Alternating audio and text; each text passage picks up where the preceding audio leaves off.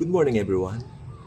Join me as we explore God's Word for today, the Holy Bible, the Word of the Lord Jesus Christ. So, are you ready to hear something from me? Let's begin. Okay, ang talata po natin ngayon ay matatagpuan po natin sa John chapter 5, mga talatang 22 hanggang 24. John chapter 5 verses 22 to 24. Ito po ang nakalagay sa Bible. For the Father judges no one, but has committed all judgment to the Son, that all should honor the Son just as they honor the Father. He who does not honor the Son does not honor the Father who sent him.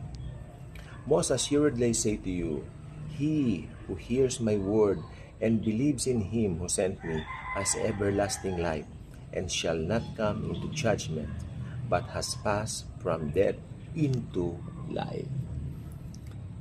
Ang Panginoong Kristo po, the Lord Jesus Himself, will bless His Word by reading it. So maraming pong salamat sa inyong pakikinig, naway itong tumimo sa inyong pong mga puso at laging may isang. God bless.